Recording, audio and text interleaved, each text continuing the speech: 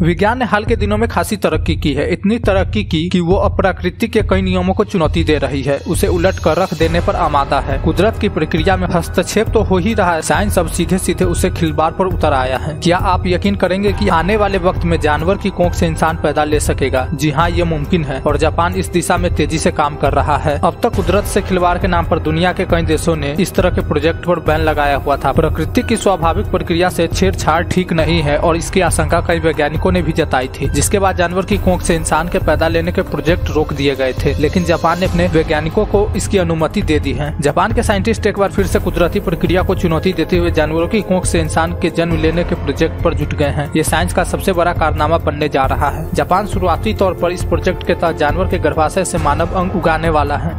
Japan ने हाल ही में stem cell research को अनुमति दे दी है कि जिसके बाद मानव और जानवर के हाइब्रिड को गर्भाशय में उगाने का काम शुरू हो गया है। कई चरणों में इस प्रोजेक्ट को पूरा किया जाएगा। जापान के साइंटिस्ट ने इसका खाका भी तैयार कर लिया है कि कैसे इस प्रोजेक्ट को अंजाम देना है। शुरुआती तौर पर इसमें चूहे के गर्भाशय में ह्यूमन सेल डेवलप किए जाएंगे। इसके बाद के चरण में जानवर की कोख में सेरोगेसी की संभावना देखी जाएगी, यानी इंसान के भ्रूण को जानवर के गर्भाशय में डेवलप करने की प्रक्रिया पर काम किया जाएगा। सेरोगेसी बड़ी ही कॉमन प्रक्रिया है। इसमें अगर किसी महिला को गर्भाशय का संक्रमण होता है, उसे बार बार गर्भपात होता है, तो ऐसे मामलों में किसी दूसरी महिला के गर्भाशय में मानव भ्रूण को विकसित किया जाता है। इसकी प्रक्रिया बड़ी नॉर्मल होती है और ऐसे कई मशहूर सेलिब्रिटी हुए हैं जिन्होंने इस विधि से संतान हासिल की है। इस विधि में माता पिता के शुक्राणु का मेल परख नली विधि से करवाकर भ्रूण को सेरोगेट मदर यानी किराए की कोख वाली महिला के गर्भाशय में प्रत्यारोपित कर दिया जाता है। इस प्रक्रिया में बच्चे का जेनेटिक संबंध माता पिता से ही होता है, बस भ्रूण का विकास और उसका जन्म किराए की कोख वाली महिला के जरिए होता है। इसके एक कदम आगे बढ़ते हुए अब मानव भ्रूण का विकास किसी जानवर के गर्भाशय में करने की तैयारी चल रही है। यूनिवर्सिटी ऑफ टोक्यो में इस प्रोजेक्ट पर काम भी शुरू हो गया है। जापान के मशहूर जेनेटिसिस्ट हिरोमित्सु नकोजी ने इस प्रोजेक्ट पर काम करना शुरू कर दिया है। पहले पहल में जानवर के गर्भाशय में मानव अंगों को उगाने की प्रक्रिया पर काम होगा, जिसे किसी जरूरतमंद इंसान को प्रत्यारोपित किया जा सके। इस प्रोजेक्ट में सबसे खतरनाक बात यह है कि इसका अगला चरण अपने मकसद से भटक सकता है। अगर ये प्रोजेक्ट कामयाब हो गया तो फिर संभव है कि आने वाले वक्त में एक ऐसा जीव अस्तित्व में आ जाए जो आधा इंसान और आधा जानवर हो। इसी खतरे को देखते हुए दुनिया के कई देशों ने इस तरह के प्रोजेक्ट रोक दिए। ऐसे प्रोजेक्ट को आर्थिक सहायता देनी बंद कर दी। जापान में भी इस तरह के प्रयोग में सिर्फ 14 दिन का एक्सपेरिमेंट करके इसे रोक दिया गया। हिरोमित्सु नकोजी इसी दिशा में काम कर रहे हैं। उनका कहना कि हम जानवर के गर्भाशय में अचानक से मानव अंग नहीं उगा सकते, हम धीरे धीरे उस चरण तक पहुँचेंगे। हमारा एडवांस रिसर्च हमें उस जगह तक ले जाएगा। उनका प्लान है कि इस प्रोसेस को धीरे धीरे अंजाम दिया जाए। पहले जानवरों के हाइब्रिड गर्भाशय उगाने पर काम होगा।